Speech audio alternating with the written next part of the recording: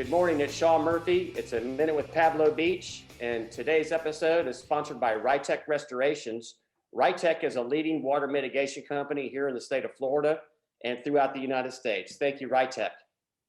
Today's guest is ScottJohnson. Scott, how you doing? I'm doing great. Good. How's the weather been over there in Tallahassee? Not as good as it looks behind you, I'll tell you that. Well, thanks. At Jack's Beach, we have a sunny day, but it's been bad also. If you don't mind, Scott, I'd like to maybe read some of your bio. It's so long that we don't have enough time in the day, but I'd like to touch on a few things. Is that all right with you? Yes, that's fine. Okay, Scott's a graduate of Stetson University, and he began working with the Florida Department of Insurance, the OIR, and left there and became an instructor with the Florida Association of Insurance Agents, which is FAIA in the state of Florida. Scott worked for them for 37 years. As the executive vice president, he was in charge of litigation, legislative and public affairs. He started his own consulting firm about 10 years ago, which is Johnson Strategies. Scott's published 4 books on insurance and association management. He's authored numerous statutes enacting original concepts into law in the state of Florida. He's written hundreds of technical articles on insurance, regulatory matters, politics, policies, and association management with dozens of industry white papers and various technical subjects. Scott was also awarded FAIA's most prestigious award, the Mitchell Stallings Award Lifetime Achievement Award. That's impressive, Scott. Wow. Scott's blog is also widely recognized as the most active independent blog on property and casualty matters in the state of Florida. In my personal opinion, Scott's probably the most respected insurance professional in the state of Florida. Scott, thanks for joining us. Gosh, thanks. Please don't stop. Well, we're here today to ask you a few questions. Last week we had Joe Petrelli on with Dematech, and he was talking about some of the issues here in the state of Florida on a broad perspective. Today, I'd like to ask you a few questions on some of the questions we're getting from customers and consumers about what is going on in the insurance industry. If you don't mind, we can just drill right down into it. Let's go. Okay. One big question I'm getting is how bad is the fraud in the property market compared to other venues? There's a lot of data indicating with a lot of numbers and so forth that can show you the different kinds of fraud, particularly that resulting or incentivized by frivolous litigation. But I can tell you from my personal experience, I've seen just about every insurance crisis since 1972. In fact, been involved directly or indirectly in each of those crises, starting with no fault and workers' compensation numerous times, and the Hurricane Andrew, the 04-05 storms, and on and on. And this particular crisis that Florida is facing is the worst I have ever seen.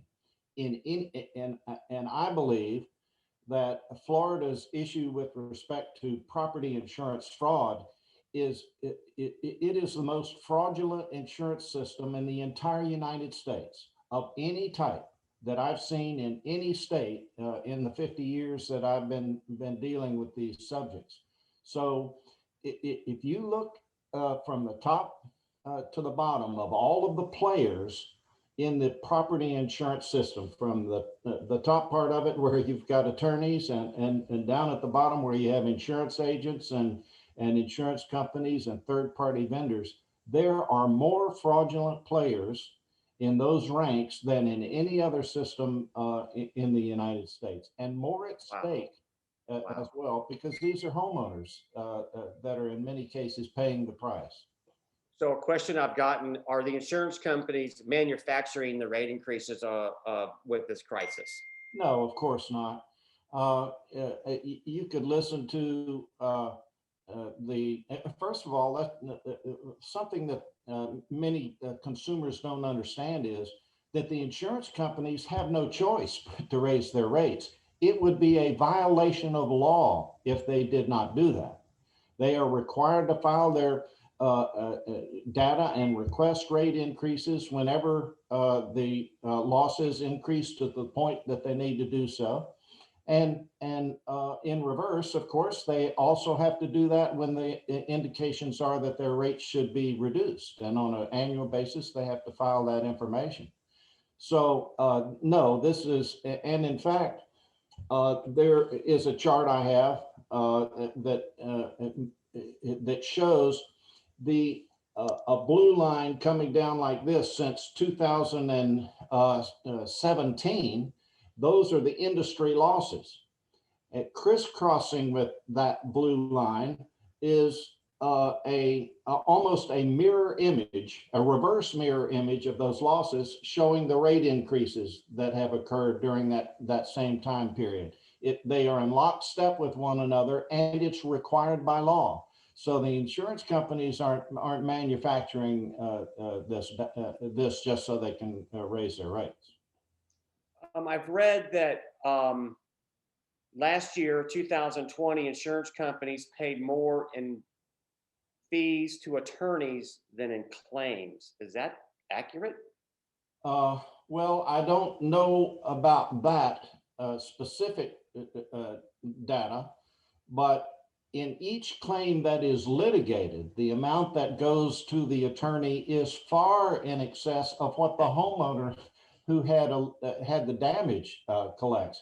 Thousands of percentages above that which the homeowners get. In one case, the homeowner, after going to trial, was awarded $148, and the attorney fees were hundreds of thousands of dollars. That's incredible. That's incredible. And it's unique to the state of Florida. We have a one-way attorney fee statute, which removes any disincentive to file a completely frivolous claim.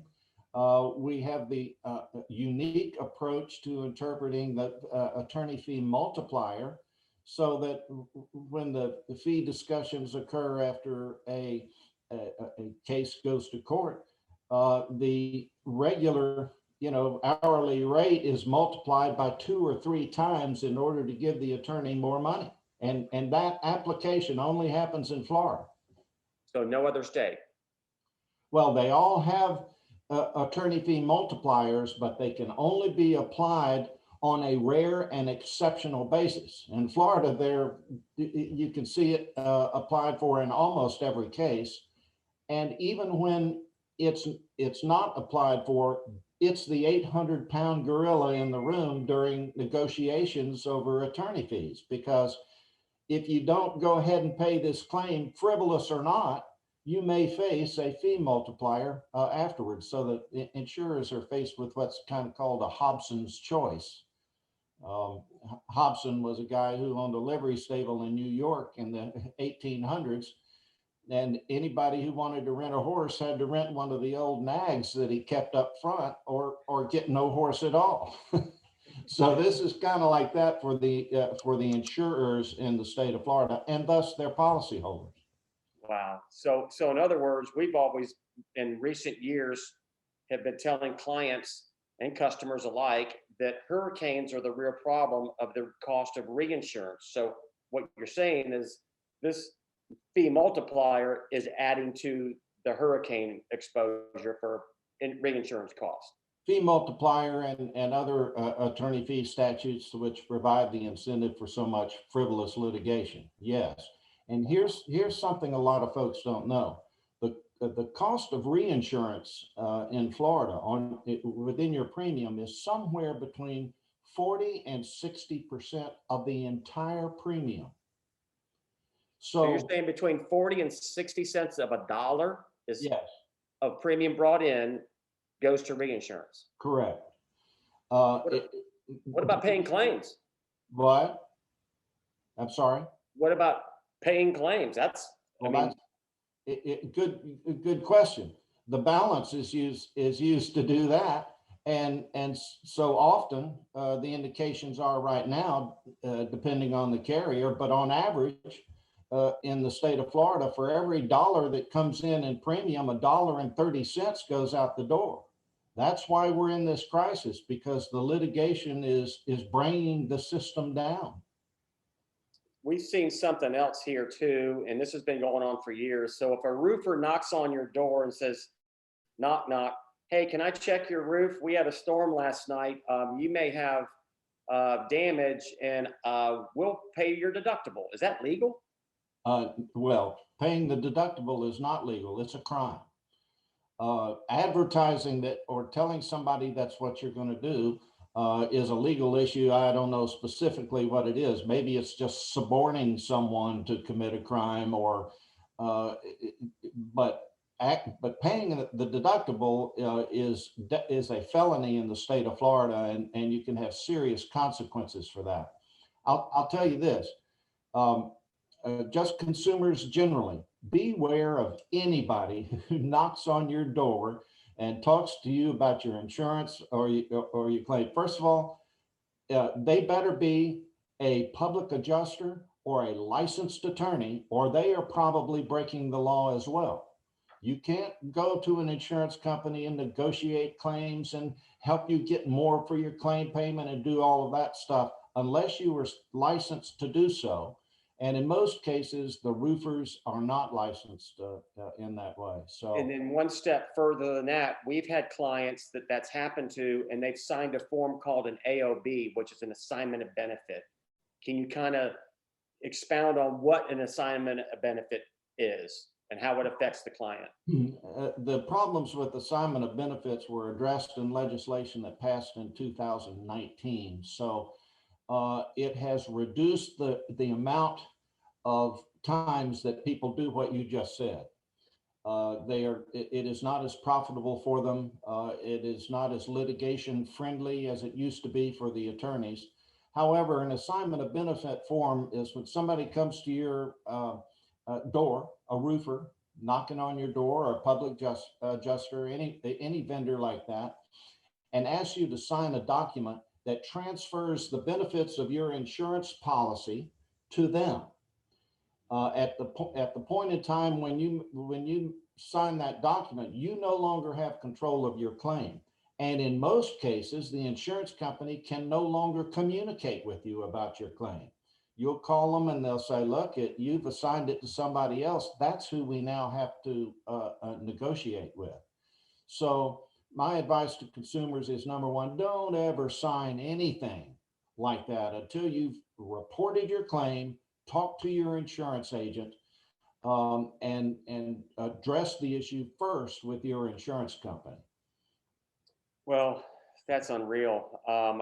Is there something, I know the legislation's in session and you're deeply involved in what's going on in Tallahassee in the state capitol with the insurance regulation. Is there anything that's going on this year that's being discussed that can help us, the consumer? And what does a consumer do to try to communicate, to reach out?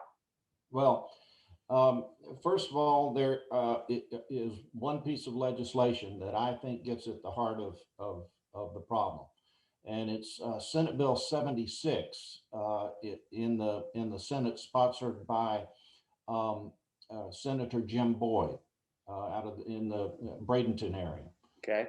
It has a companion bill in the House that is House Bill 305. Both of these bills address things like the roofing fraud that is taking place out there, the actual cash value versus replacement cost issue, the attorney fee multiplier issue that we just talked about, and the one-way attorney fee statute that makes the insurance companies always responsible to pay all of the attorney fees. And those kinds of things are addressed in Senate Bill 76. Okay. As far as what policyholders and consumers can do, if you want to attenuate the rate increases, which are just around the corner in the state of Florida, get a hold of your House member that represents you and make sure that they demand to hear Senate Bill 76 or House Bill 305 on the floor of the House and have it openly debated. I think that's going to occur in the Senate, but there are some issues in the House, political, of course, lobbying by the trial lawyers and distortions by them as they testify in committee that are going to make that difficult in the House of Representatives. So that's the main thing you could do as an individual policyholder in Florida if you want to attenuate the rate increases that are coming. Okay, well, I appreciate it. And folks, if you need some more information, email or look up Scott. It's johnsonstrategiesllc.com. He's the guy. I mean, he's there with boots on the ground in Tallahassee, fighting for us agents, fighting for us agency owners, fighting for our customers, the consumers in the state of Florida.